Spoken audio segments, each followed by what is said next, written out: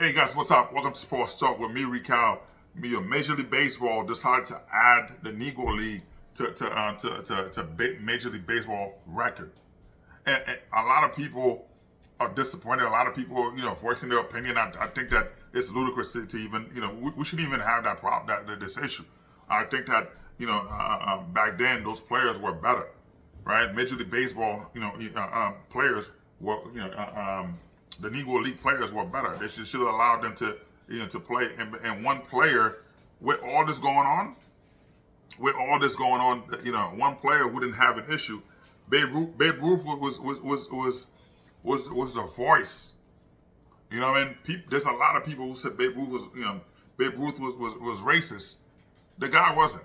Babe Ruth, he was the voice. He was the one pushing for Major League Baseball to add the Negro Leagues, to add the Negroes to the black players to Major League Baseball, to allow them to have a voice.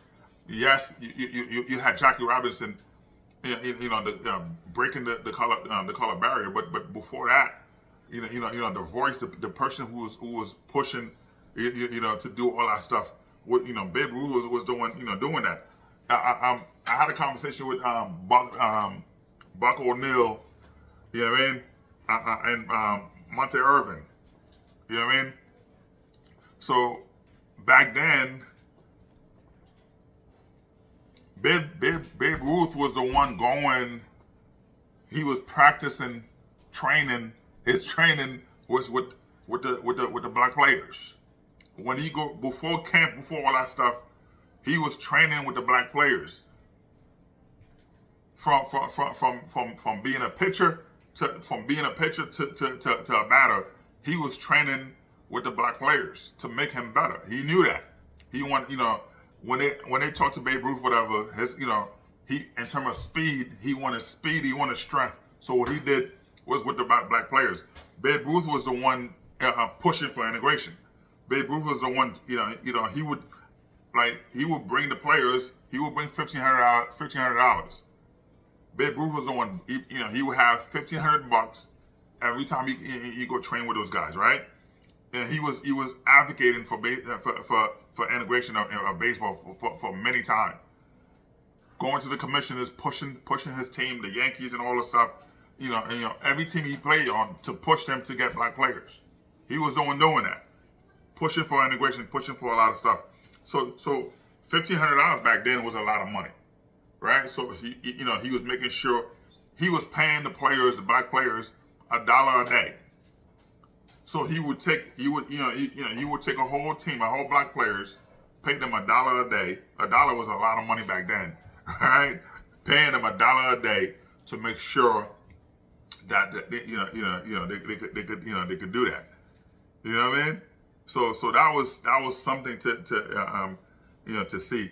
You know what I mean? So to pay those guys $1 a day to join him in practice, to make sure he could get better. So even Babe Ruth, he knew, for all this thing to happen, he needed not just when you're a great player, right? When you're a great player, great fighter in sports, period, right? You could be the best at what you do, but in order for you to measure your strength, to measure how great you are, you need to go against other greats, right? And if you're not going against other greats, it's tainted in a way. Like it's like a fighter. Like Muhammad Ali was a great fighter, but George Foreman was a heavy hitter, right? George Foreman was a heavy hitter. Sonny Liston, all those guys were heavy hitters. But George Foreman makes Muhammad Ali make sure, hey, you know what? I need to fight those guys. He didn't run away from those fights. He took those fights, even though he knew that those hits were dangerous. But he took those fights to measure his greatness. Rocky Marciano, all those guys were great fighters, but they picked other opponents. They picked people who were great, and then when they beat them, to say, "Well, I beat the best."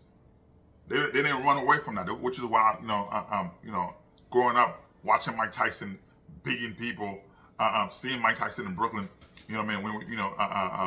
when I had a lot of hair going to the barbershop, with Mike Tyson, you know what I mean? It was a beautiful thing seeing Mike Tyson in person.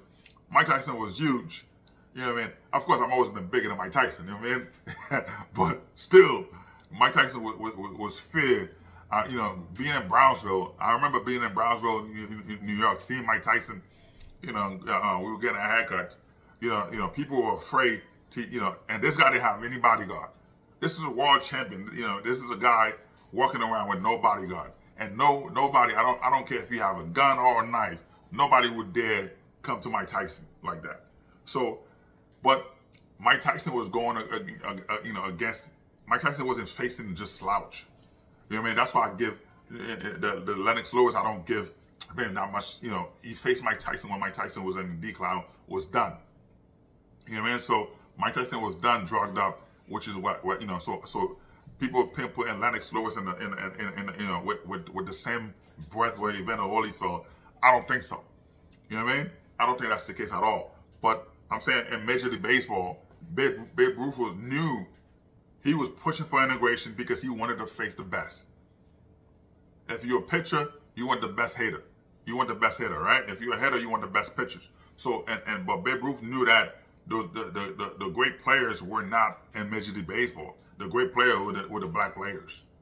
You know what I mean? The Negro League was that's where it was at. That's why you see, after games, guys was running to go get jobs, do whatever. Babe Ruth already had money, right? So, but to bring in $1,500 to make sure paying those guys, $1 a day was a lot of money back then. Of course, you had $1. $1 was equivalent to $20 today, right? $20 a day. So somebody gonna come in to do that. You know what I mean? Well, inflation, all the stuff like that, I would say $100 today, right? But those guys came in. That was a job for them to practice, to train with Babe Ruth to make him the player that he was. He wasn't doing drugs, but people thought he was on drugs, but Babe Ruth was training with black players, which is why you see the strength and conditioning. They put him to a lot to make him the player that he was. You know what I mean? So there's a lot of people who say he was racist, but he was not racist. He did everything he could to help that integration because he wanted to face the best. So to put right now, Josh Gibson was a monster. Babe Ruth was training with Josh Gibson every day, paying him $1 a day. You know what I mean? So now to see Josh Gibson, a career 372 in the Negro League, to be included in the Major League Baseball, that's great. Ty Cobb 367, great. Oscar Charleston 363. Right, Roger Hornsky, 358, Judd Wilson, 350, Turkey Stearns, 348, Ed Delahanty, 346, Buck Leonard, 345, Tris Speaker, 345, Ted Williams at 344, which is good. You know what I mean? To see Josh Gibson become the Major League single season record holder, batting average of 466, slugging percentage 974. You know what I mean. So which is good. You know what I mean. So which is good to see that. You see the OPS, 1474. Which is good to see that record. To see a guy coming in, he deserves a lot. He deserved a lot for what he was able to do. You know what I mean? So you have more people dominating the Negro League than you have Major League Baseball.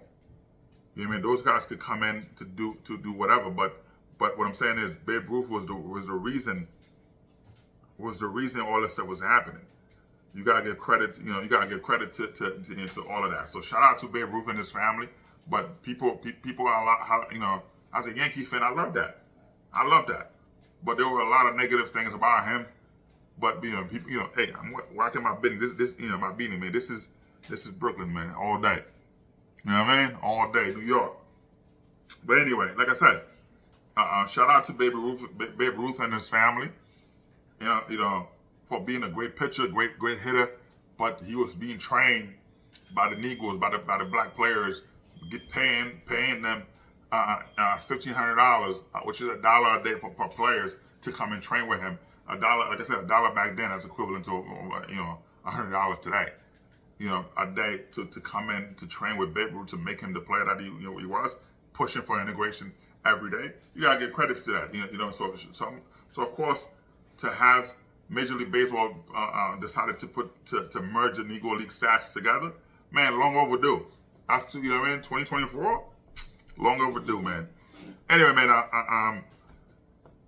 Grant Hill said, during the Olympic, Yeah, he said 96 Olympic. I'm sorry, in 92 Olympic, whatever. He said, Grant Hill said Michael Jordan, was using drugs, was on steroids. That's Grant Hill, according to Grant Hill, allegedly. I'm gonna say allegedly here, for this channel, but he said Michael Jordan, and a lot of those guys were using steroid because in the Olympic, the leading scorer after the leading scorer would be the one to get drug tested every game, and a lot of players didn't want to be the leading scorer because they knew that they would be drug tested. And Charles Barkley was the leading scorer in the Olympic in '92.